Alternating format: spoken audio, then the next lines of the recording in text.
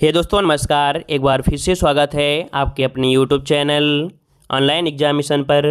तो दोस्तों हम यहाँ पर मॉडल पेपर सॉल्व करेंगे जो कि आपकी एग्जामपुर का ये मॉडल पेपर है, जिसमें से हम लोग यहाँ पर हिंदी, आपके सामान्य ज्ञान और यहाँ पर ग्रामीण परिवेश का टेस्ट हम लोग यहाँ पर लगाएंगे। वीडियो को पूरा देखिएगा क्योंकि हिंदी जो आपकी है वो हम लास्ट में आपको पढ़ाएंगे इसी वीडियो में। पहले हम लोग सामान्य ज्ञान, फिर आपका ग्रामीण परिवेश, फिर आपका हिंदी यहाँ पर सॉल्व करेंगे। और दूसरी बात बता दें, यहाँ पर टाइम टेबल की अगर हम बात करते हैं तो मॉर्निंग में आपके 8 बजे ग्रामीण परिवेश का टेस्ट होता है जो कि आपकी घटना चक्र का है। कुछ थ्योरी भी आपकी कवर कराई जा रही है और साथ में ऑब्जेक्टिव क्वेश्चन भी आपके कवर कराए जा रहे हैं। विभिन्न जो आपकी बुकें हैं उनके क्वेश्चन इसी में हम ऐड कर देते हैं। तो मॉर्निंग वाली क्लास काफ़ी बेस्ट होती है जिसमें से थ्योरी और आपके ऑब्जेक्टिव दोनों कवर हो रहे हैं। यहाँ पर 12 बजे आपको यहाँ पर देख सकते हैं मॉडल पेपर का समय है, तो 12 बजे आप लोग मॉडल पेपर लगा सकते हैं। और इसके बाद यहाँ पर देख सकते हैं कि आपका रात को 8 बजे हम आपको करंट अफेयर की क्लास देंगे, तो आप लोग करंट अफेयर की भी क्लास शाम को 8 बजे लगा सकते हैं। ठीक है, अभी तो लगभग इतनी क्लास हम दे रहे हैं, लेकिन थोड़ा सा और यहाँ पर सभी लोग फार्म भर लें और फार्म भरने के बाद सब लोग तैयारी में लग जाएं, है ना। मतलब एग्ज़ाम थोड़ा और पास आने दो, फिर आपको इस वाले चैनल पर भी ढेरों मतलब कह सकते हैं बहुत क्लासें देंगे। ठीक है, मेन चैनल हमारा है देव जी के ट्रिक, तो आप हमारे मेन चैनल देव जी के ट्रिक से जुड़ सकते हैं। इसमें तो आपकी रिवीजन क्लासें चलाई जाती हैं। तो चलिए स्टार्ट करते हैं। सभी को जय हिंद, सभी को जय हिंद, सभी को जय हिंद। चलो स्टार्ट किया जाए। चलिए, कह रहा है इब्न बतूता की भारत यात्रा किस शासक के काल में हुई थी। अब ये बताइए, इब्न बतूता जो कि आपको पता है ये मूल निवासी इब्न बतूता से है, अर्थात मोरक्को, है ना। तो मोरक्को के मूल निवासी इब्न बतूता ने कब, तो आपके भारत में कब आए थे भाई, 1333 में। 1333 में मोहम्मद बिन तुगलक के काल में भारत की यात्रा की थी। तो ऑप्शन क्या हो जाएगा, ए नंबर इसका राइट हो जाएगा। ठीक है, ए नंबर इसका राइट हो जाएगा। ठीक है, और इसके बाद आगे बढ़ते हैं। क्वेश्चन आपसे दिया गया है, टोडा एक जनजाति है जो निवास करती है। टोडा एक जनजाति है जो निवास करती है, कहाँ निवास करती है, तो आपके तमिलनाडु के जो आपकी नीलगिरी की पहाड़ियां हैं, है ना, तमिलनाडु की जो नीलगिरी की पहाड़ियां हैं यहाँ पर निवास करती है। ऑप्शन बनेगा सी। याद रखिए, जो टोडा जनजाति है एक पशुपालक जनजाति है, अर्थात ये पशु बहुत पालती है और इसकी जो अर्थव्यवस्था आधारित होती है वो भैंसों पर आधारित है। क्या, भैंसों पर आधारित है, क्योंकि पशु पालते हैं तो भाई अर्थव्यवस्था किससे आए, तो आपके भैंसों से आपका हो जाएगा। तो ऑप्शन हो जाएगा सी नंबर। ठीक है, आगे बढ़ते हैं। क्वेश्चन आपसे अगला पूछा गया है, तो विश्व में सबसे अधिक एल्युमिनियम उत्पादक देश आपको बताना है। तो चलिए बताइएगा, विश्व में सबसे ज्यादा एल्युमिनियम उत्पादन जो होता है ये कहां पर होता है। चलिए यहां पर आंसर दीजिएगा। तो देखिए भाई, सबसे ज्यादा जो आपका होता है वो होता है चीन में। कहां होता है, आपके चीन में होता है। ठीक है, चीन के बाद अगर हम बात करते हैं तो रूस का नंबर आ जाता है। किसका, रूस का आ जाता है। रूस के बाद अगर हम बात करते हैं तो आपका कनाडा आ जाता है, कनाडा। और अब यहाँ पर ऑप्शन में तीनों नहीं है, तब इन 4 ऑप्शन में कौन हो जाएगा, तो यहाँ पर उत्तर अमेरिका जो है इसका ऑप्शन बन जाएगा, डी नंबर राइट हो जाएगा। अगर इन 3 ऑप्शन में कोई भी होता तो हम पहले ऑप्शन इन्हीं को लगाते, तो यहाँ पर आंसर आपका डी हो जाएगा। आगे बढ़ते हैं। क्वेश्चन आपसे अगला पूछा गया है, 1991 की जनगणना के अनुसार देश का सबसे घनी आबादी वाला राज्य कौन था। तो चलिए याद रखिएगा, यहां पर जो आंसर बनेगा वो आपका बन जाएगा डी नंबर, पश्चिम बंगाल था। ठीक है ना, क्या हो जाएगा भाई, ऑप्शन डी हो जाएगा, पश्चिम बंगाल सबसे घना राज्य था, याद रखिएगा। ठीक है ना, और 2011 की जनगणना के अनुसार भी पश्चिम बंगाल, लेकिन वर्तमान में सबसे घनी आबादी वाला कौन सा है, तो बिहार है। वर्तमान में सबसे ज्यादा घनी आबादी वाला कौन है, तो आपका बिहार है। ठीक है, आगे बढ़ते हैं। क्वेश्चन आपसे अगला पूछा गया है, इंसुलिन एक प्रकार का, तो इंसुलिन एक प्रकार का क्या होता है, हार्मोन्स होता है। याद रखिए, इंसुलिन एक प्रकार का क्या होता है, आपका हार्मोन्स होता है, जिसका स्राव होता है पेनक्रियाज, स्त्री जो लैंगरहैंस की द्वीपकाएं हैं, अर्थात कह सकते हैं अंतःस्रावी ग्रंथि द्वारा किया जाता है, जो कि शरीर में इसकी कमी से शर्करा की मात्रा बढ़ जाती है, जिससे डायबिटीज रोग हो जाता है। अर्थात इसकी कमी हो जाए तो डायबिटीज आपकी बॉडी में हो जाता है। तो ऑप्शन क्या बनेगा, ए नंबर आपका राइट हो जाएगा। चलिए आगे बढ़ते हैं। क्वेश्चन आपसे अगला पूछा है, महिला सुरक्षा के लिए मिशन शक्ति की शुरुआत किस प्रदेश से आरंभ हुई थी। तो चलिए भाई, मिशन शक्ति की अगर हम बात करते हैं तो याद रखिए आपका जवाब आ रहा है बी नंबर, तो बिल्कुल सही है, आपके उत्तर प्रदेश से शुरुआत की गई थी। कब की गई थी, तो याद रखिए डेट याद रखिए, 17 अक्टूबर सन 2020 से इसकी स्टार्टिंग आपकी की गई थी। बलरामपुर जिले से कह सकते हैं, बलरामपुर जिले से हुई थी इसकी स्टार्टिंग, और प्रदेश भर में शोहदों व मंचलों को चिन्हित कर उनकी धरपकड़ की जाएगी, है ना। तो ऑप्शन क्या बनेगा, यहाँ पर आपका बी हो जाएगा। आगे बढ़ते हैं। क्वेश्चन आपसे अगला पूछा गया है, यहाँ पर देखिए अगला क्वेश्चन। चलिए, क्वेश्चन दिया है कि प्रथम स्पीकर जिनके विरुद्ध लोकसभा में अविश्वास का प्रस्ताव लाया गया था। तो चलिए, लोकसभा में प्रथम कौन थे भाई? तो आपका आंसर हो जाएगा जीवी मावलंकर। क्या हो जाएगा? ऑप्शन बी हो जाएगा। ये जो आपके वासुदेव है ना, क्या बोलते हैं, गणेश वासुदेव मावलंकर के विरुद्ध इन्होंने हटाने का प्रस्ताव रखा गया था, लेकिन यह प्रस्ताव पारित नहीं हो सका था। ये कब किया गया था? तो 18 दिसंबर 1954, 18 दिसंबर 1954 को ये हुआ था, जो कि पहले भी आपके क्या थे, ये पहले लोकसभा के अध्यक्ष भी रह चुके हैं, मतलब थे ही वर्तमान में। ठीक है, आगे बढ़ते हैं, उस समय थे, ठीक है, मतलब 54 के समय, 1954 में ये पहले लोकसभा अध्यक्ष रहे थे। आगे बढ़ते हैं, क्वेश्चन आपसे अगला है, राष्ट्रीय मतदाता दिवस मनाया जाता है, राष्ट्रीय मतदाता दिवस मनाते हैं, याद रखिए 25 जनवरी, जो कि ऑप्शन आपका दिया गया है बी नंबर आपका राइट हो जाएगा। आगे बढ़ते हैं, क्वेश्चन दिया है, उत्तर प्रदेश की प्रथम महिला मुख्यमंत्री कौन थी? उत्तर प्रदेश की प्रथम महिला मुख्यमंत्री पूछा है, याद रखिएगा, तो यहां पर हो जाएगा सुचेता कृपलानी। क्या बनेगा? बी नंबर सुचेता कृपलानी हो जाएगा। ये क्वेश्चन आपको देख सकते हैं कि लगभग हर एक पेपर में आपको देखने को मिल रहा है, अर्थात हर एक मॉडल पेपर में देखने को मिल रहा है। सुचेता कृपलानी एक स्वतंत्रता सेनानी और संविधान सभा की एक सदस्य भी रही थी। भारत छोड़ो आंदोलन में भी ये आपकी शामिल रही थी। ऑप्शन बनेगा बी नंबर। आगे बढ़ते हैं, क्वेश्चन दिया गया है, विश्व का सबसे बड़ा वानस्पतिक उद्यान स्थित है। चलिए बताइएगा कि विश्व का सबसे बड़ा वानस्पतिक उद्यान कहां पर है? याद रखिए, ये आपका इंग्लैंड में है, जो कि नाम है रॉयल बॉटिकन गार्डन क्यू। क्या ऑप्शन हो जाएगा? ए नंबर। ये जो क्यू है, इंग्लैंड में क्यू है ना, इसे बोला जाता है रॉयल बॉटनिक गार्डन क्यू, जो कि इंग्लैंड में है। ये विश्व का सबसे बड़ा वानस्पतिक उद्यान है। लगभग देखा जाए तो आपके 300 एकड़ में, कितने? 300 एकड़ के क्षेत्रफल में ये आपका फैला हुआ है। ठीक है, आगे बढ़ते हैं, क्वेश्चन आपसे अगला पूछा गया है, यहां पर दिया गया है कि 1857 के स्वतंत्रता संग्राम का नेतृत्व किसने किया था? वो भी कहां पर? लखनऊ में। तो चलिए, लखनऊ को हम लोग अवध के नाम से भी जानते थे, लखनऊ को अवध के नाम से भी जानते थे। तो आप बताइए कि आपके लखनऊ में 1857 के स्वतंत्रता संग्राम का जो नेतृत्व किया वो किसने किया था? तो सबसे पहले हमने आपको बताया था, जब भी अगर यहाँ बात आती है तो आपको डेट भी याद रख लेना है, 4 जून। क्या? तो आपको याद रखिए 4 जून 1857 को विद्रोह हुआ था। बेगम हजरत महल ने है ना किया था, उन्होंने अपने जो इनका एक बेटा भी था, अल्पवयस्क बेटा था, विरजिस कादिर को नवाब घोषित कर दिया था। किसे? विरजिस कादिर को नवाब घोषित कर दिया और प्रशासन की बागडोर अपने हाथों में ले लिया था। ठीक है ना, चलिए यहां पर आंसर हो जाएगा आपका सी नंबर। आगे बढ़ते हैं, क्वेश्चन दिया गया है, यहां पर दिया है, निम्न नहरों में से किसे दामोदर नदी से निकाला गया है? तो देखिए भाई, दामोदर नदी से निकाला गया है आपकी जो नहर है आपका एडन नहर है, इसका ऑप्शन बनेगा बी नंबर। एडन नहर ये पश्चिम बंगाल की प्रमुख नहर भी है, 65 किलो लंबी, 65 किलोमीटर ये लंबी नहर है। ठीक है, और 1938 में दामोदर नदी से ये निकाली गई थी, तो ऑप्शन बनेगा आपका बी नंबर। चलिए आगे बढ़ते हैं, क्वेश्चन आपसे अगला पूछा गया है, कह रहा आपसे यहाँ पर कि भारत की जनगणना 2011 के अनुसार 2001 और 11 की अवधि में देश की जनसंख्या वृद्धि का जो प्रतिशत है वो आपका कितना हुआ? तो यहां पर देखो, आपसे पूछा गया परसेंटेज, जो कि 2001 और 11 के अकॉर्डिंग, अर्थात 10 की वृद्धि में यहां पर जो आपका वृद्धि हुई है वो कितनी हुई है? तो याद रखिएगा आपका 17 दशमलव, यहां पर 17 दशमलव आपका बी नंबर यहां पर राइट हो जाएगा। ऑप्शन बनेगा आपका बी नंबर। आगे बढ़ते हैं, क्वेश्चन दिया है, उत्तर प्रदेश सरकार ने भूमि विवाद खत्म करने के लिए कौन सी योजना की शुरुआत की है? चलिए यहां पर जवाब दीजिएगा, उत्तर प्रदेश सरकार ने भूमि विवाद खत्म करने के लिए कौन सी योजना की शुरुआत की है? यहां पर 64 का जवाब दीजिएगा। तो देखिए यहाँ पर आपका आंसर यहाँ पर आपका हो जाएगा बरसात योजना। क्या है आपका? यहाँ पर ऑप्शन बनेगा आपका सी नंबर। ये है आपकी बरसात योजना है। क्या भाई? बरसात योजना इसे कहा गया है। ठीक है, और यहाँ पर कह सकते हैं जो लंबे समय से विवादित है संपत्तियां हैं, इनको निशाना बनाया गया है और भूमि माफियों द्वारा ग्रामीणों को जो शोषण हो रहा है उनको बचाने के लिए बरसात योजना की शुरुआत की गई। ठीक है, आगे बढ़ते हैं, क्वेश्चन आपसे अगला दिया गया है, यार आपसे किस वर्ष हुगली के तटों पर देश का पहला अंग्रेजी कारखाना स्थापित किया गया था? तो चलिए बताइएगा कि किस वर्ष हुगली के तटों पर देश का पहला अंग्रेजी कारखाना स्थापित किया गया था? यहां पर आपका आंसर क्या हो जाएगा? तो देखिए याद रखिएगा, आपका जवाब हो जाएगा 1651 में। ये 1651 में जो आपका ईस्ट इंडिया कंपनी थी वो बंगाल में व्यापारिक उद्देश्य की प्राप्ति हेतु हुगली नदी के किनारे देश का पहला कारखाना स्थापित किया था। तो ऑप्शन क्या हो जाएगा? यहाँ पर ए नंबर आपका राइट हो जाएगा। आगे बढ़ते हैं, क्वेश्चन आपसे अगला पूछा गया है, यहाँ पर आपसे कह रहा है निम्नलिखित में से किसको संविधान की आत्मा के रूप में माना गया है? चलिए, संविधान की जो आत्मा है उसे माना गया है, किसे माना गया है? चलिए, तो यहां पर आपका आंसर हो जाएगा कौन सा भाई? प्रस्तावना। जो आपका प्रस्तावना है, प्रस्तावना को संविधान की आत्मा के रूप में माना गया है। अगर यहीं पर अगर हम बात करते हैं, जो आपका आर्टिकल नंबर आपका 32 होता है, तो उसमें क्या होता है? डॉक्टर भीमराव अंबेडकर के अनुसार संविधान की जो आत्मा है वो आपके आर्टिकल नंबर आपके 32 को कहा जाता है। ठीक है ना, चलिए आगे बढ़ते हैं, क्वेश्चन आपसे अगला पूछा गया है, अगर आपसे मोहिनी अट्टम नृत्य निम्नलिखित में से किस राज्य से संबंधित है? चलिए, अट्टम की अगर हम बात करते हैं तो आपका आंसर हो जाएगा केरल। क्या बन जाएगा? यहाँ पर केरल हो जाएगा।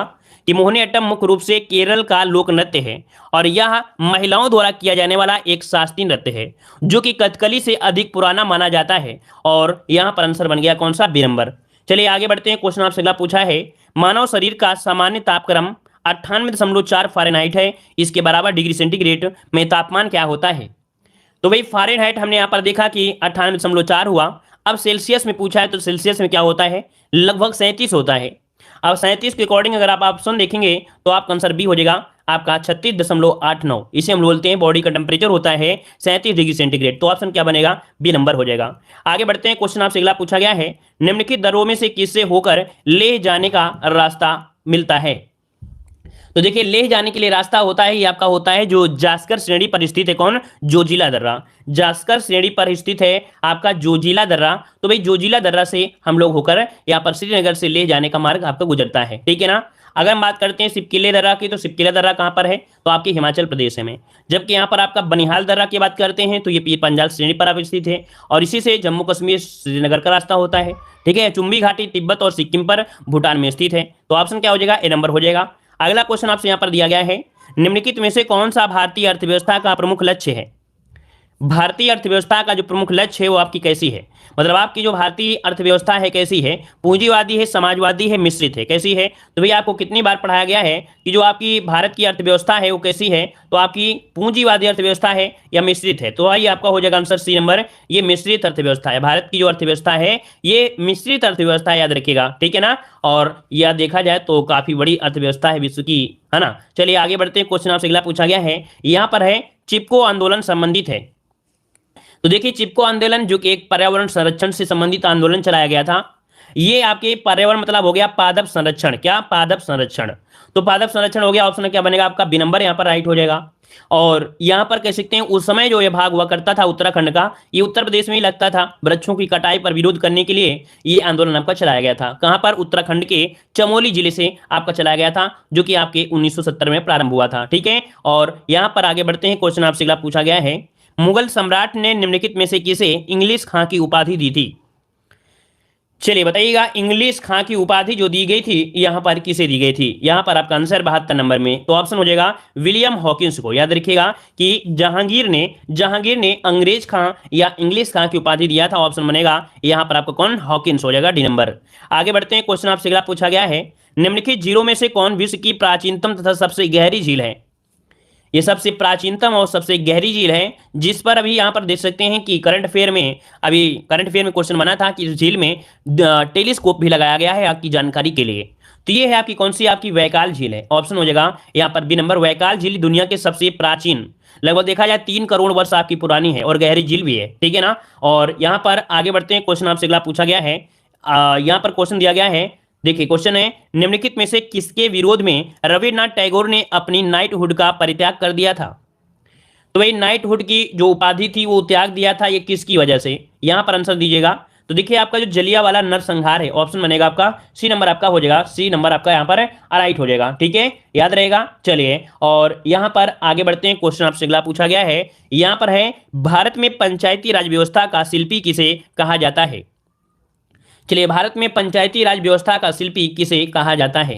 यहां पर आंसर आपका राइट क्या हो जाएगा, मतलब कहा जाता है कि पंचायती राज व्यवस्था का वास्तुकार को ही बोलते हैं शिल्पी। अब यहां पर आंसर क्या बन सकता है, तो याद रखिए 75 का ऑप्शन बनेगा यहां पर कौन सा भाई। चलिए वी आर मेहता को बोला जाता है क्या, यहां पर वी आर मेहता, जो कि ऑप्शन क्या बनेगा यहां पर आपका बी नंबर हो जाएगा, वी आर मेहता को कहा जाता है, ठीक है, वी आर मेहता को कहा जाता है। आगे बढ़ते हैं। क्वेश्चन आपसे अगला पूछा गया है, यहां पर अगला क्वेश्चन आपके सामने दिया गया है कि भारत का प्रथम डिजिटल गांव किस राज्य में है। चलिए बताइएगा इसका राइट आंसर क्या हो जाएगा कि भारत का प्रथम डिजिटल गांव कहां पर है। भारत का प्रथम डिजिटल गांव जो है ये आपके कहां पर स्थित है। चलिए यहां पर जवाब दीजिए, आपका 76 नंबर में ऑप्शन क्या हो जाएगा। सभी का जवाब आ रहा है यहां पर आपका बी नंबर। देखिए भाई यहां पर याद रखिए 76 का ऑप्शन बी नंबर बिल्कुल सही दिया गया है। तो आपके गुजरात में है, कहां पर है, गुजरात में। ये गुजरात में एक गांव पड़ता है अकोदरा, क्या है, अकोदरा गांव पड़ता है, अकोदरा। तो याद रखिए ये अकोदरा गांव है जो कि गुजरात में है। यहाँ कैशलेस की कमी नहीं पड़ती है, याद रखिए यहाँ पर कैशलेस की कमी नहीं पड़ती है। यह गांव गुजरात के जो सबरकांत जिला है वहां पर आपका स्थित है, याद रखिएगा। ठीक है, मतलब जितने भी कार्यालय हैं कहीं भी कैशलेस सिस्टम का उपयोग यहाँ पर होता है टोटल। ठीक है, नेट बैंकिंग वगैरह काम तरीके से होता है। आगे बढ़ते हैं, क्वेश्चन आपसे अगला पूछा गया है कि भारत की पंचवर्षीय योजनाओं को अंतिम मंजूरी कौन प्रदान करता है। यहाँ पर आपको आंसर देना है कि भारत की पंचवर्षीय योजना को अंतिम मंजूरी कौन प्रदान करता है। चलिए इसका राइट आंसर क्या हो जाएगा, तो ये है राष्ट्रीय विकास परिषद। याद रखिए कि पंचवर्षीय योजना बनकर तो तैयार हो जाती थी, लेकिन यहां पर अंतिम फैसला देता था, अर्थात जो जारी करता था जांच पड़ताल करने के बाद, वो राष्ट्रीय विकास परिषद, जिसकी स्थापना कब की गई थी। इसकी स्थापना हुई थी 6 अगस्त 1952 को। ठीक है, 6 अगस्त 1952 की स्थापना की गई थी। और ये क्वेश्चन आपको बहुत बार पूछा गया है, लगभग सभी एग्जामों में भी पूछा जाता है, याद रखिए। इसके जो अध्यक्ष होते हैं वो भी क्या होते हैं, तो आपके प्रधानमंत्री होते हैं। ठीक है ना, आगे बढ़ते हैं, क्वेश्चन आपसे अगला पूछा गया है, यहाँ पर कह रहा आपसे कि भारत में कितने प्रकार की फसलीय ऋतुएं पाई जाती हैं। चलिए बताइएगा, भारत में कितने प्रकार की फसली ऋतुएं होती हैं, तो भाई 3 प्रकार की होती हैं। तो पहली तो होती है जो आपकी कह सकते हैं खरीफ की फसल, फिर रबी की फसल, फिर आपकी जायद की फसल होती है। जो खरीफ की फसल होती है उसकी बुआई होती है जून जुलाई में, है ना, और कटाई होती है सितंबर अक्टूबर में। रबी की बुआई होती है अक्टूबर नवंबर में, और कटाई होती है मार्च अप्रैल में, है ना। जायद की फसल की बुआई होती है मार्च अप्रैल में, कटाई होती है जून महीने के अंत तक हो जाती है। तो इस प्रकार से ऑप्शन हो जाएगा सी नंबर। आगे बढ़ते हैं, क्वेश्चन आपसे फिर से देखो, एक क्वेश्चन आ गया है कि भारत की औसत फसल चक्र सघनता कितनी है। चलिए यहां पर आंसर देना है, आपका जवाब इनमें से क्या हो जाएगा। तो देखिए भारत की औसत फसल चक्र सघनता है ये कितनी है, यहां पर आंसर आपका राइट क्या हो जाएगा।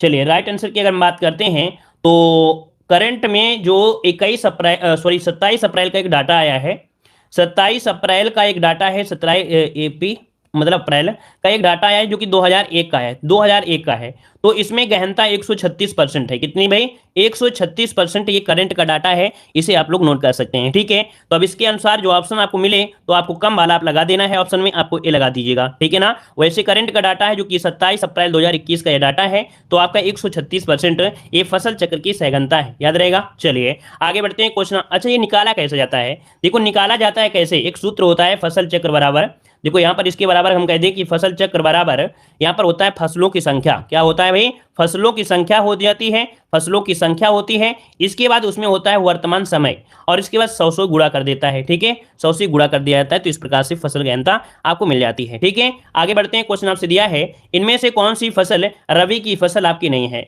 तो देखिए रबी की फसल इनमें से कौन सी है भाई, गेहूं को बहुत ज्यादा काम पड़ता है, गेहूं बोना, काटना, फिर आटा लगाना वगैरह, ये कोई काम करेगा जो रवि नाम का लड़का होगा। चना चबाएगा तो सेहत बनाएगा रवि ही। ठीक है, मटर को ताकने जाएगा रवि ही, तो तरबूज जो हो जाएगा ये है आपका जायद की फसल। तो ऑप्शन क्या होगा, डी नंबर यहाँ पर हो जाएगा, आपकी जो तरबूज है ये जायद की फसल है। ठीक है, आगे बढ़ते हैं, क्वेश्चन दिया गया है कि मक्का की पत्तियों के शीर्ष का सफेद होना सूचक होता है। मक्का की पत्तियों के शीर्ष का सफेद होना सूचक होता है। अगर मक्का की पत्तियां हैं अगर वो सफेद हो रही हैं, इसका मतलब क्या होता है, उसमें किस चीज की कमी हो रही है, उसमें किस चीज की कमी हो रही है ये आपको बताना है। तो इसका आंसर क्या हो जाएगा भाई, यहां पर हो जाता है कि ये जो आपका जेडन की कमी है, क्या है ऑप्शन बनेगा यहाँ पर डी नंबर, जेडन की कमी का सूचक होता है। मक्का कैसी फसल है, तो आपकी खरीफ की फसल है, जिसमें 79% कार्बोहाइड्रेट होता है। याद रखिएगा कि मक्का में 79% क्या होता है, कार्बोहाइड्रेट होता है। और अगर आपसे क्वेश्चन ये पूछे कि अंतर्राष्ट्रीय मक्का अनुसंधान केंद्र ये मैक्सिको के सिमिट में स्थित है, क्या अंतर्राष्ट्रीय मक्का अनुसंधान केंद्र कहां पर है, मैक्सिको के सिमिट में स्थित है। ठीक है, आगे बढ़ते हैं, क्वेश्चन आपसे अगला पूछा गया है कि भारत की प्रथम पंचवर्षीय योजना कब शुरू हुई थी। भारत की प्रथम पंचवर्षीय योजना पूछा गया है, आप तुरंत जवाब दे सकते हैं कि इसकी जो आपकी शुरुआत हुई थी ये आपकी हुई थी कब, 1951 में इसकी शुरुआत कर दी गई थी। 1951 में इसकी शुरुआत हो गई थी, याद रखिए कब, 8 दिसंबर से। कब, तो आपके 8 दिसंबर 1951 से इसकी शुरुआत हुई थी, जवाहरलाल नेहरू के द्वारा शुरुआत की गई थी। ठीक है, अगर क्वेश्चन ये पूछे कि प्रथम पंचवर्षीय योजना किस मॉडल पर आधारित थी, तो आपके हैरोल्ड, ठीक है क्या, हैरोल्ड मॉडल पर आधारित थी प्रथम पंचवर्षीय योजना। ठीक है, जो कि किस पर आधारित थी, तो ये योजना थी कृषि पर आधारित थी, पूरा फोकस किया गया था कृषि पर किया गया था। ठीक है, चलिए आगे बढ़ते हैं, क्वेश्चन दिया है कि एक गट्टा या लाठा कितना इंच का होता है। एक गट्टा या लाठा कितने इंच का होता है, तो याद रखिएगा अगर आप यहाँ पर 5.5 हाथ के बराबर अगर कोई भी चीज लेते हैं, कितने, 5.5, या हम लोग कह सकते हैं कि 8 फीट 3 इंच। ठीक है, तो इस प्रकार से जो 99 इंच दिया गया है ए नंबर कि 99 इंच का होता है एक गट्टा या एक लाठा, या 5.5 हाथ के बराबर होता है, या हम लोग 8 फीट 3 इंच कह सकते हैं, या 2.75 गज कह सकते हैं, 2.75 गज कहते हैं। तो आप कोई भी नाम लिख सकते हैं। याद रखिए इसका ऑप्शन बनेगा आपका ए नंबर। इंच में पूछा है तो 99 इंच हो जाएगा। अगला क्वेश्चन दिया गया है सर्वाधिक कार्बोहाइड्रेट निम्नलिखित में से किस खाद्यान्न में पाया जाता है। किस खाद्यान्न में, है ना, मतलब जो सर्वाधिक कार्बोहाइड्रेट होता है ये किस में होता है, 84 का जवाब दीजिए। तो अभी अभी हमने बताया था यहाँ पर जो आंसर होगा क्या हो जाएगा। तो देखो आपको जो मक्का है उसमें कार्बोहाइड्रेट ज्यादा होता है, कितना होता है यहाँ पर 79% होता है, 79%।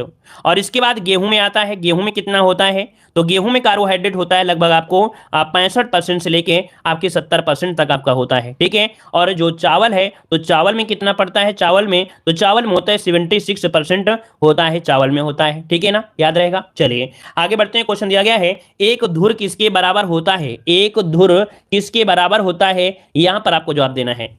तो देखो हम लोग धुर को नाम नहीं पढ़ा आप लोगों ने, लेकिन धुर को हमने पढ़ाया है क्या, विषुवांशी। मतलब जो आपका धुर है, धुर को बोलते हैं विषुवांशी। ये तो हमने आपको पढ़ाया भी है। विषुवांशी आपको पढ़ाया है कि नहीं पढ़ाया, आपको याद होगा। विषुवांशी याद रखें, विषुवांशी कहते हैं आपके धुर को कहते हैं। तो याद रखिएगा कि एक धुर अर्थात एक विषुवांशी बराबर गट्टा जो होता है 68.0625 वर्ग फुट होता है। तो इसका ऑप्शन हो जाएगा कौन सा, ए नंबर इसका राइट हो जाएगा। कुल मिला के ये कह सकते हैं कि एक बिस्वा के 20 टुकड़े करने पर हर एक टुकड़ा एक विषुवांशी या धुर कहलाता है। क्या, एक बिस्वा के अगर 20 टुकड़े कर दीजिए, मान लो देखो हमने बताया था एक बीघा में क्या होते हैं, 20 बिस्वा होते हैं। अब ये 20 बिस्वा में अगर एक बिस्वा के 20 पार्ट कर दीजिए, 20 पार्ट कर दीजिए, तो ये इसको हम लोग विषुवांशी कह देंगे या तो हम लोग धुर कह देते हैं, ठीक है ना। और एक विषुवांशी में 20 कचवांशी होते हैं। याद रखिए एक विषुवांशी में 20 कचवांशी होते हैं, ये भी हमने आपको पढ़ाया है, ठीक है। आगे बढ़ते हैं। क्वेश्चन दिया गया है कि थायमीन की सर्वाधिक मात्रा वाला फल कौन सा है। थायमीन की सर्वाधिक मात्रा वाला फल कौन सा है, तो ये पाया जाता है काजू में। याद रखिए सर्वाधिक पाया जाता है जो आपका थायमीन आपके काजू में पाया जाता है। और काजू में देखा जाए जैसे आपका महाराष्ट्र है ना, और आपका केरल है, इस प्रकार से आंध्र प्रदेश और उड़ीसा में काफी जगह पाया जाता है। तो ऑप्शन हो जाए आपका सी नंबर हो जाए, केरल में पाया जाता है। और आगे बढ़ते हैं। क्वेश्चन आपसे अगला दिया गया है सीमांत कृषक किसे कहा जाता है। चलिए भाई सीमांत कृषक किसे कहते हैं, तो याद रखिएगा कि जिनके पास 1 हेक्टेयर से कम भूमि होती है, जिनके पास 1 हेक्टेयर से कम भूमि होती है उन्हें हम लोग सीमांत कृषक कहा जाता है, ठीक है ना। अगर किसी के पास 1 से 2 हेक्टेयर के बीच है उसे हम लोग लघु किसान कहते हैं। और किसी के पास अगर 2 से 4 हेक्टेयर जमीन होती है उसे अर्ध मध्यम किसान कहते हैं। और किसी के पास 4 से 10 हेक्टेयर है तो वो मध्य किसान होता है। और जिसके पास 10 हेक्टेयर से ज्यादा है, 10 हेक्टेयर से ज्यादा है, उसे हम लोग बोलते हैं क्या, उसे बोलते हैं बृहत किसान कहते हैं, याद रखिएगा, ठीक है। चलिए आगे बढ़ते हैं। क्वेश्चन दिया गया है यहां पर है कि ग्राम शब्द का उल्लेख सर्वप्रथम किस वेद में मिलता है। चलिए ग्राम शब्द का उल्लेख मिलता है, याद रखिए ऋग्वेद में 13 बार मिला है। कितने, तो याद रखिए इसका राइट आंसर हो जाएगा यहाँ पर ए नंबर, ऋग्वेद में मिलता है। और कितनी बार मिला है, तो 13 बार ऋग्वेद में आपको मिला है। अगर हम बात करते हैं विष, एक नाम आपने सुना होगा विष, विष का उल्लेख मिला है आपका 170 बार मिला है, ठीक है। और जन का उल्लेख 275 बार ऋग्वेद में ही मिलता है, ठीक है। आगे बढ़ते हैं। क्वेश्चन आपसे अगला पूछा गया है विकेंद्रीकरण प्रणाली की सिफारिश किसने की थी। चलिए यहाँ पर आंसर आपको लॉक करना है। यहाँ पर बताइए विकेंद्रीकरण प्रणाली की सिफारिश किसने की थी। तो ये है आपके बलवंत राय मेहता। कौन है भाई, तो आपके याद रखिए बलवंत राय मेहता की सिफारिश से यहां पर हुई थी, जो कि त्रिस्तरीय पंचायती राज व्यवस्था, ग्राम पंचायत, ग्राम समिति और आपका जिला परिषद ये होता है। ऑप्शन बनेगा आपका ए नंबर। आगे बढ़ते हैं। क्वेश्चन आपसे दिया गया है कि महात्मा गांधी ने ग्राम्य विकास को बढ़ावा देने के लिए निम्नलिखित में से किसे अपनाए जाने पर बल दिया था। गांधी जी ने ग्राम विकास को बढ़ाने के लिए यहां पर कहा था सत्ता का विकेंद्रीकरण पर ज्यादा फोकस किया था। मतलब यहां पर सत्ता का विकेंद्रीकरण ऑप्शन आपको हो जाएगा ए नंबर राइट हो जाएगा, ठीक है। आगे बढ़ते हैं। क्वेश्चन आपसे अगला पूछा गया है कि केंद्रीय कृषि एवं जैविक प्रौद्योगिकी संस्थान कहां पर स्थित है।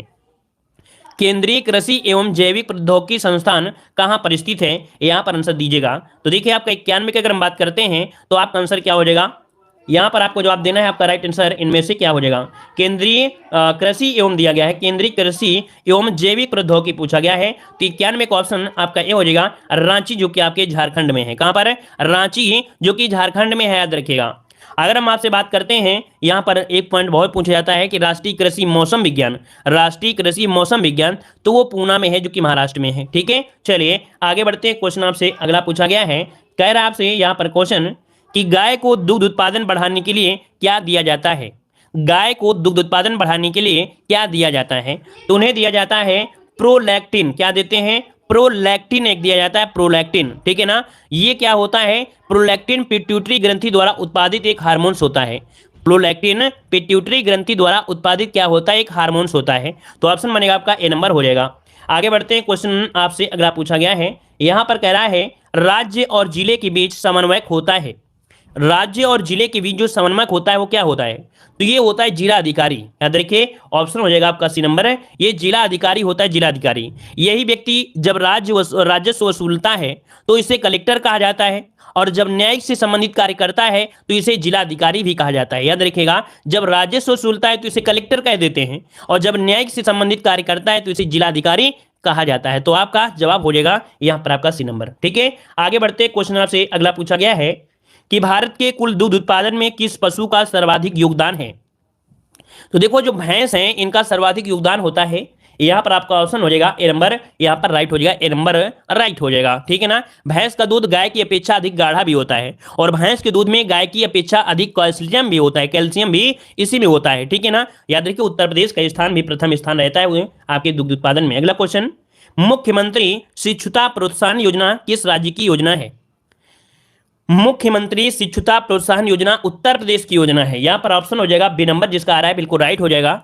और इसका उद्देश्य क्या है, जो युवा है तो युवाओं को उद्योगों को प्रशिक्षण देना, मतलब उद्योगों का प्रशिक्षण देना। और इस योजना में युवाओं को उद्योगों में जो प्रशिक्षण होता है साथ साथ 25 रुपए भी दिया जाता है। कितने, 25 रुपए भी प्रतिमाह दिया भी जाता है। ये हमने आपको पढ़ाया भी है, आपके जो ग्रामीण परिवेश की क्लास चलती है स्पेशल। अगला क्वेश्चन दिया गया है कि उत्तर प्रदेश नया सवेरा योजना किससे संबंधित है। उत्तर प्रदेश में नया सवेरा योजना किससे संबंधित है।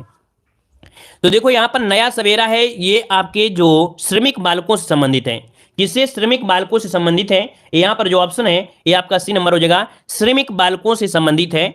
और ये जो चलाई गई थी आपके 19 जून, याद रखिए 19 जून 2017 को उत्तर प्रदेश में श्रम विभाग द्वारा यह योजना शुरू की गई थी, जिसका मुख्य उद्देश्य था कि श्रमिक बच्चों को चिन्हित करके बालश्रम से छुटकारा इनको दिला दिया जाए। तो इस प्रकार से ऑप्शन क्या बनेगा, यहां पर आपका आंसर बनेगा सी नंबर, यहां पर राइट हो जाएगा, ठीक है। आगे बढ़ते हैं, क्वेश्चन आपसे अगला पूछा गया है। देखिए भाई, अगला क्वेश्चन आपके सामने है कि भारतीय कृषि अनुसंधान परिषद के अनुसार भारत में कितने प्रकार की मिट्टियां पाई जाती हैं। यहां पर जवाब दीजिएगा। जो लोग बाद में जुड़े हैं तो वीडियो को लाइक भी करिएगा, ठीक है। और पहली बार जुड़े हैं तो चैनल को भी सब्सक्राइब करें साथ साथ में। चलिए, भारतीय कृषि अनुसंधान परिषद के अनुसार भारत में कितने प्रकार की मिट्टियां पाई जाती हैं, तो काफी लोग जवाब दे रहे हैं, यहां पर आपका सी नंबर। और बिल्कुल सही जवाब आया है। यहां पर याद रखिए 97 का ऑप्शन आपका सी आपका राइट हो जाएगा। 8 प्रकार की मिट्टियां पाई जाती हैं। कितनी, 8 प्रकार की मिट्टियां आपकी पाई जाती हैं, ठीक है। यहां पर आगे बढ़ते हैं, क्वेश्चन आपसे अगला पूछा गया है, कह रहा आपसे यहां पर कि भारत की आत्मा गांव में बसती है, यह किस व्यक्ति का कथन है। चलिए बताइएगा कि भारत की आत्मा गांव में बसती है, यह किस व्यक्ति का कथन है।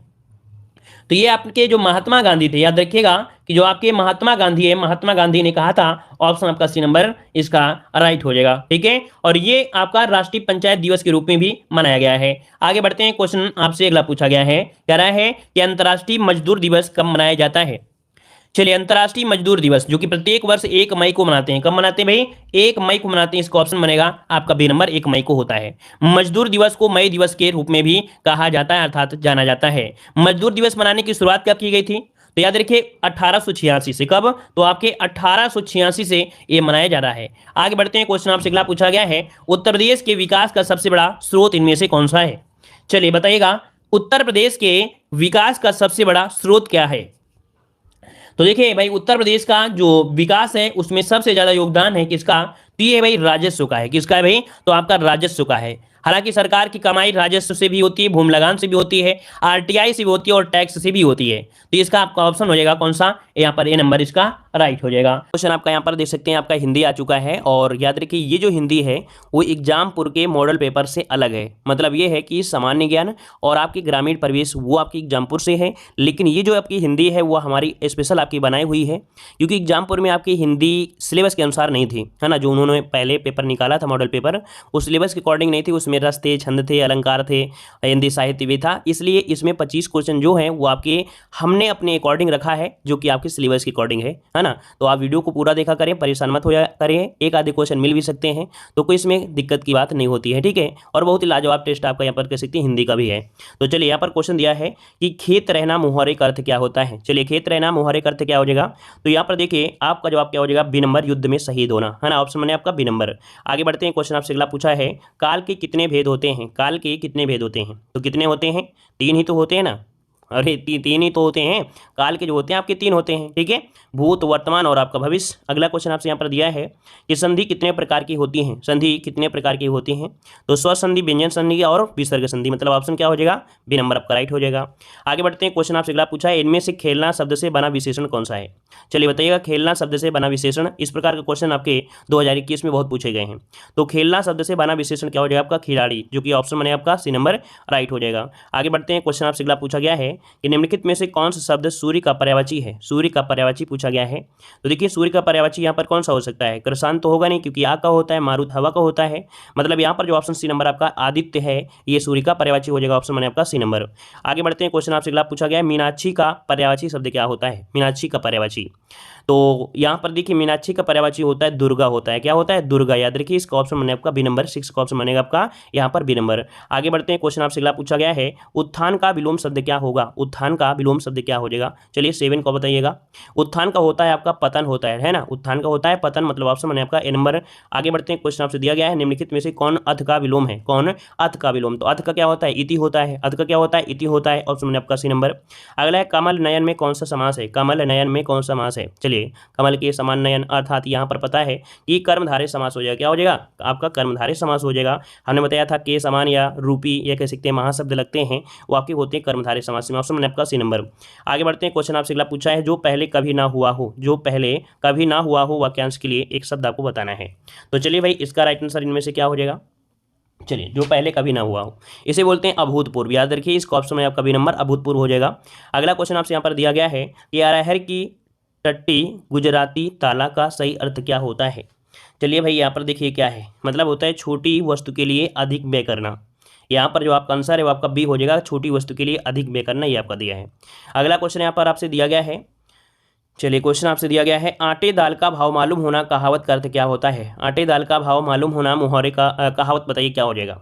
चलिए 12 का ऑप्शन, तो देखिए आपकी कठिनाई का अनुभव होना, ऑप्शन बनेगा आपका डी नंबर हो जाएगा। अगला क्वेश्चन दिया गया है कि निम्नलिखित में से शुद्ध वर्तनी वाला शब्द इनमें से क्या हो जाएगा। चलिए 13 के जवाब दीजिएगा कि शुद्ध वर्तनी वाला शब्द इनमें से क्या हो जाएगा।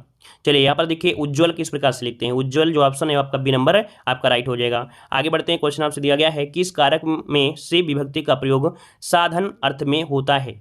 तो किस कारक में से विभक्ति का प्रयोग साधन अर्थ में होता है, 14 का ऑप्शन।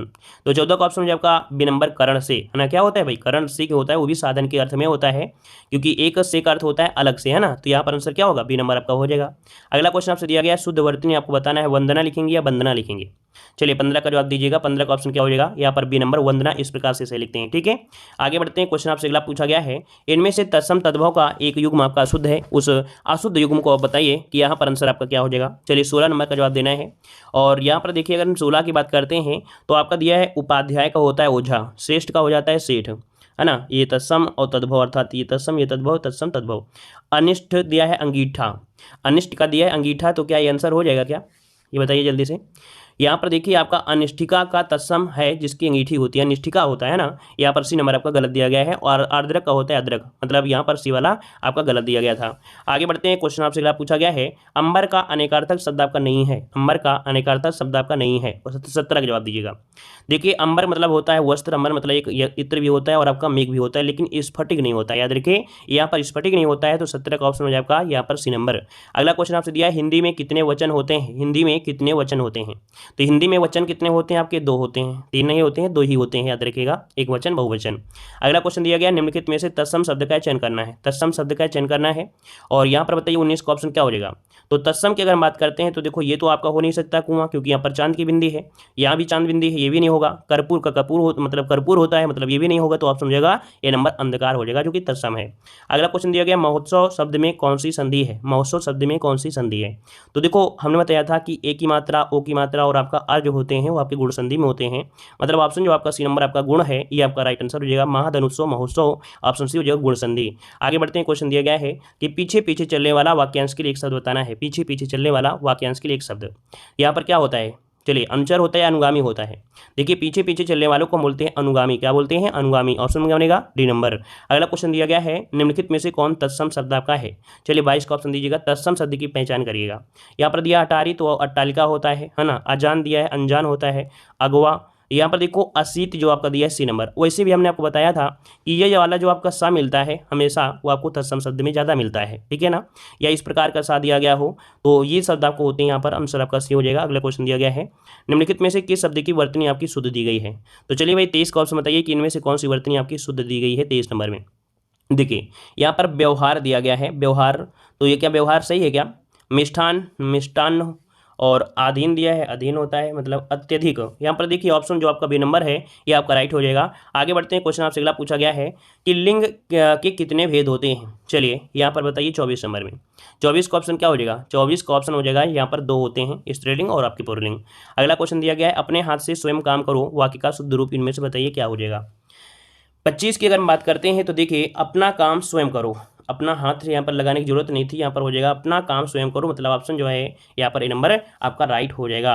तो इस प्रकार से ये टेस्ट पेपर आपका कंप्लीट होता है। हमने बताया था कि जो एग्जामपुर का जो प्रैक्टिस सेट है वो जो आपका पुराना कवर वाला जो आप लगा है देख सकते हैं, इसमें हिंदी के जो क्वेश्चन अच्छे हैं, बस वही है ना कि इसमें क्वेश्चन कुछ हिंदी साहित्य के ज़्यादा थे और कह सकते हैं आपके जो रस है ना, अलंकार है जो आपके टॉपिक में नहीं है वो क्वेश्चन आपके थे। तो इस कारण से हमने वो हिंदी वहाँ से हटा दिया है। हमने यहाँ पर खुद से आपकी हिंदी में 25 क्वेश्चन जो कि आपके सिलेबस के अनुसार हैं उसको हमने खुद से यहाँ पर ऐड कर दिया है, ठीक है। तो हमारे हिसाब से आपको प्रॉब्लम नहीं होना चाहिए क्योंकि आपको सिलेबस के अकॉर्डिंग चाहिए, इसलिए हिंदी के हमने एक्स्ट्रा ऐड कर दिया। हमने पहले ही बता दिया है कि डेली हम आपको ऐसे ही करेंगे क्योंकि सिलेबस में जब नहीं है तो भाई आप लोग कहोगे कि सर एक क्वेश्चन 2 क्वेश्चन की वजह से आप लोग हमें डिस्टर्ब भी कर देते हो ना, 1-2 क्वेश्चन की वजह से आप लोग हमें डिस्टर्ब कर देते हो कि सर सिलेबस में नहीं है और आप पढ़ा रहे हैं। भाई जब मार्केट में जो बुक आई हैं बुक में हम भी क्या कर सकते हैं। तो इस कारण से यहाँ पर जो हम आपको हिंदी देंगे वो आपको कह सकते हैं उसी से रिलेटेड होगी, है ना, या कह सकते हैं उसकी जो क्वेश्चन आपके जो दिए गए हिंदी के कह सकते हैं रस के या अलंकार के या हिंदी साहित्य, भाई उनको हटा दें, उसकी जगह दूसरा नया क्वेश्चन ऐड कर देंगे। बस ये हो सकता है आपका। आप लोग बता दीजिएगा, आप लोग कमेंट कर दीजिएगा कि अगर आपको ऐसा लगे कि उसी का प्रैक्टिस सेट कराइए और जो हिंदी के जो क्वेश्चन है ना हिंदी साहित्य के, उनको हटा दीजिए। अगर आपको लगे कि नहीं हाँ कोई दिक्कत नहीं, 1-2 क्वेश्चन तो चलता ही चलता है, तो हम पूरा का पूरा प्रैक्टिस सेट उनका करा सकते हैं। अगर आपको ऐसा लगता है तो आप लोग कमेंट कर दीजिएगा कि हाँ सर पूरे के पूरे आप क्वेश्चन सॉल्व कराइए। रसचंद अलंकार के 1-2 क्वेश्चन होते हैं तो चल जाता है, कोई दिक्कत नहीं है। जैसा भी है वो आप लोग बता दीजिएगा। और अगर आपको लगता है कि नहीं हाँ 25 क्वेश्चन हमारे सिलेबस के अनुसार हो तो हम भाई अपने हिसाब से अपने एक्सपीरियंस के अकॉर्डिंग हम यहाँ पर क्वेश्चन आपके ऐड कर देंगे, ठीक है। तो चलिए फिर आज की क्लास ये रखते हैं। हमने आपको टाइम टेबल बता दिया है, मॉर्निंग में 8 बजे, फिर दोपहर को 12 बजे और शाम को 8 बजे, ये 3 क्लासें आपकी हैं, ठीक है। सुबह ग्रामीण परिवेश, दोपहर को मॉडल पेपर और शाम को 8 बजे यहाँ पर करंट अफेयर, ठीक है। धन्यवाद सभी को, जय हिंद, सभी को वंदे मातरम। लाइक करें, शेयर करें और हमारे जो फर्स्ट चैनल है देवजी के ट्रिक उस चैनल से जरूर जुड़ें क्योंकि हमारा वही मेन चैनल है, वहाँ पर ये सब चीज़ें बहुत पहले हो चुकी थी, ठीक है। धन्यवाद।